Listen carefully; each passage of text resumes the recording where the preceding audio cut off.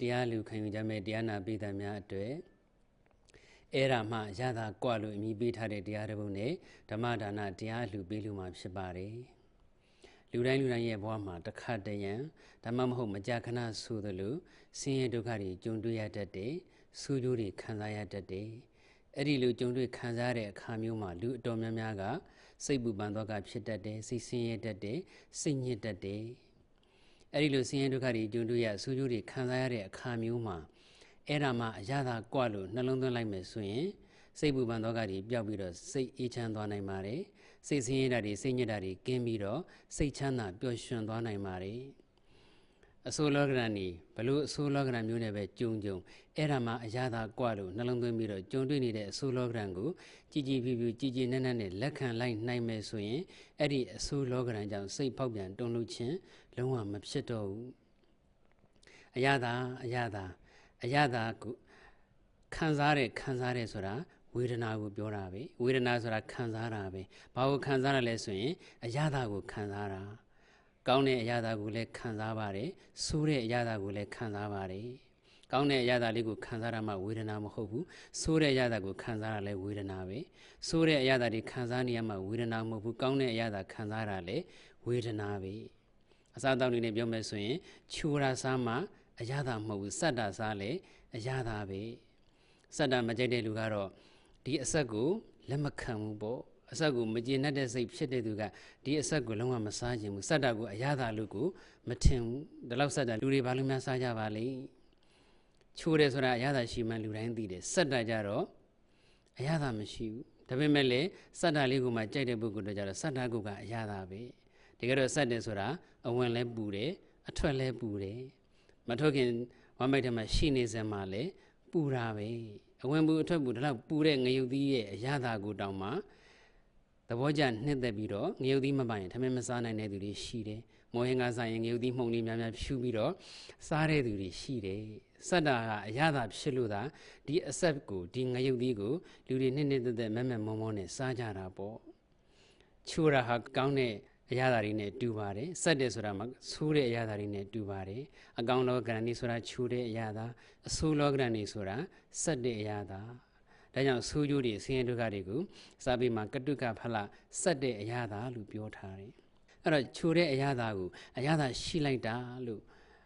လက်ခံနိုင်တယ်ဆိုရင်စက်တဲ့အရာသာကိုလည်းအရာသာရှိလိုက်တာလို့လက်ခံနိုင်ရမယ်အဆက်စားမယ်လို့မဆိုလိုပါဘူးအဆက်နဲ့မတည့်တဲ့ပုဂ္ဂိုလ်တွေအဆက်ကိုရှောင်ရပါမယ်အဆက်ကြိုက်ပါတယ်ဆိုတဲ့ပုဂ္ဂိုလ်လည်းပဲလွန်ကဲမဖြစ်အောင်တော့ရှောင်ကျဉ်ရမှာပဲပေါ့ပြောချင်တာကတော့ခြူတာလည်းအရသာဆက်တယ်လည်းအရသာပဲဆိုတာပြောချင်တာပါဆိုးကျိုးတွေခံစားရတာလည်းအရသာပဲကောင်းကျိုးတွေစံစားရတာလည်းအရသာပဲ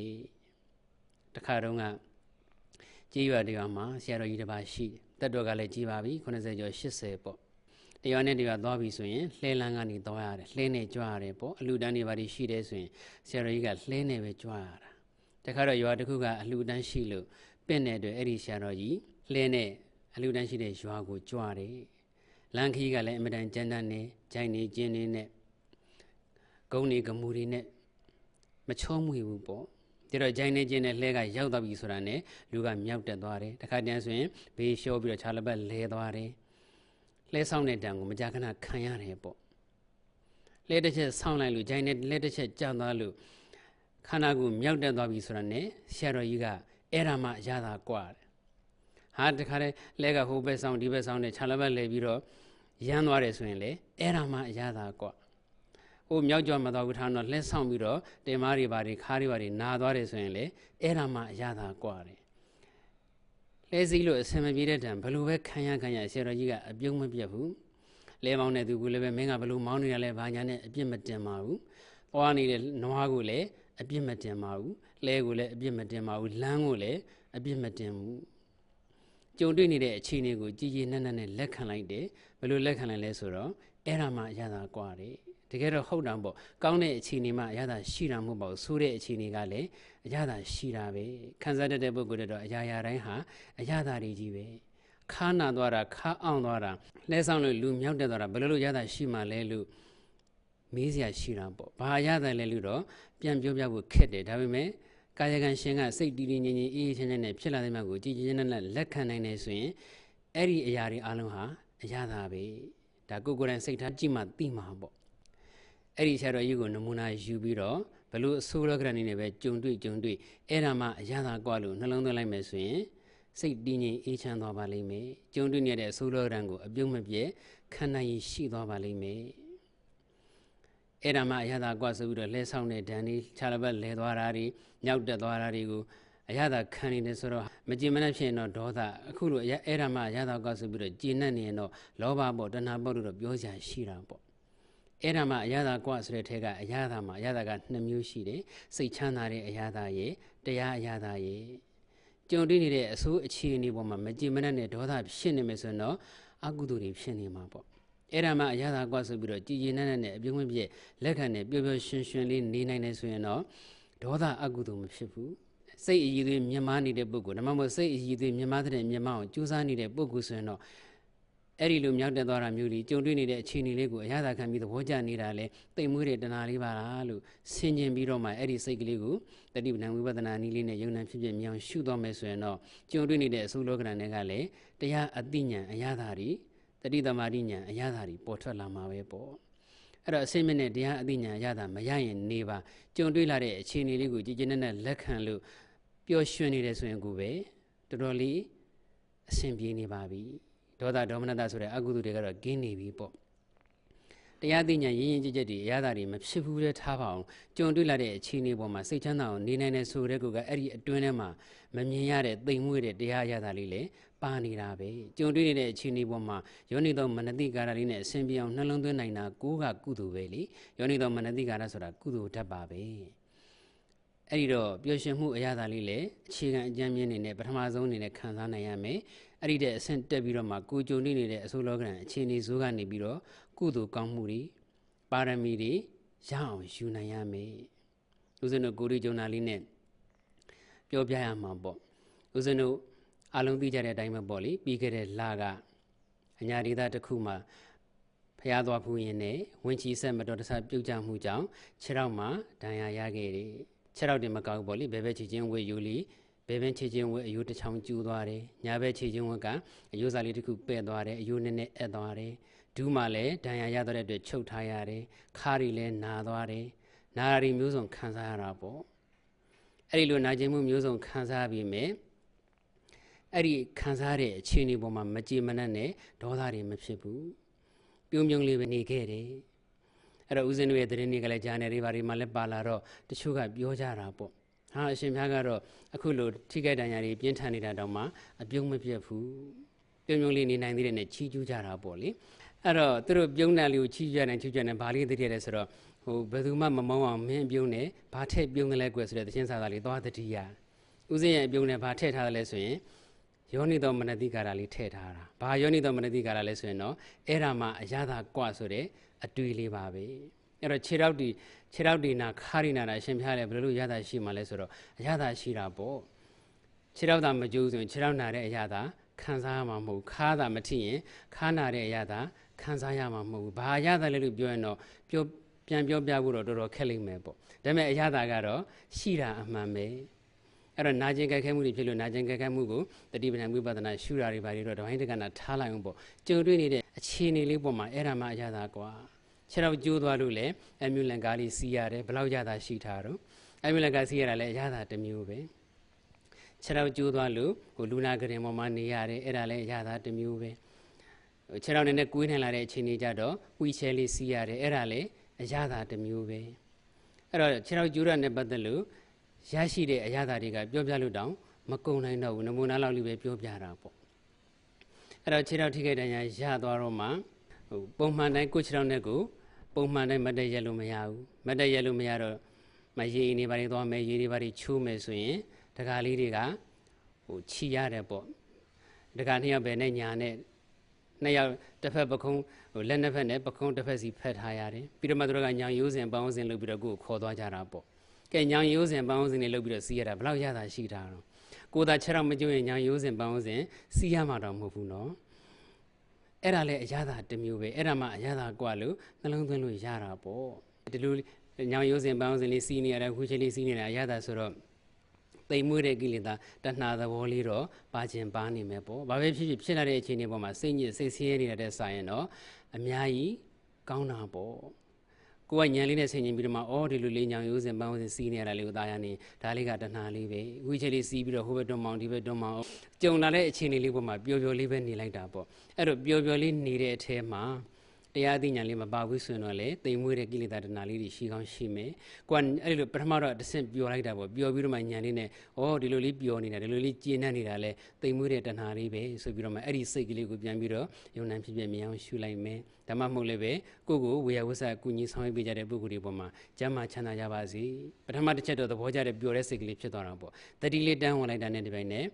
အဲ့ဒီအပျော်မှာရက်မနေတော့ဘဲနဲ့ကိုယ့်ရဲ့ဝေယဝဆလုပ်ပေးကြတဲ့ပုဂ္ဂိုလ်တွေညောင်ရိုးစင်ပေါင်းစင်လုပ်နေတဲ့အချိန်မှာဆိုလဲကိုယ့်ကိုလက်ကလေးရှက်ပြီးတော့မပေးနေတဲ့ပုဂ္ဂိုလ်တွေပေါ်မှာကျမ်းမာချမ်းသာကြပါစေလို့မေတ္တာလေးပို့ပေးနေလိုက်တော့မေတ္တာကုသိုလ်ရဲ့အရာသာလေးလည်းခံစားရတာပေါ့အဲ့ဒါမှအရာသာကွာဆိုတာအဲ့ဒါပါဟိုခြေထောက်ကျူးရတဲ့ပတ်သက်လို့အရာသာတွေကပြောမယ်ဆိုပြောကြတယ်အများကြီးပဲနမူနာလေးတစ်ခုပြောရမယ်ဆိုလို့ရှိရင်ဟိုနားနဲ့မနာဖွားနဲ့နာပေါ့လေရင်ကိုယ်တိုင်မသွားနဲ့တော့ကျင်ငယ်တွေပါတယ်စွန့်ကျင်နေဆိုရင်လေဟိုကျင်ငယ်ဘူးလေးနဲ့ပဲစွန့်ရတာပေါ့အဲ့လိုဆိုတော့ပထမခြေထောက်တွေကြိုးကစားခါးကနေထုံစည်းထိုးထားတဲ့ဒဏ်ရာတွေကြောင့်ရောဘူးတဲ့ကိုကျင်းငယ်စွန့်မြင်ဘယ်လို့မှမထွက်ဘူး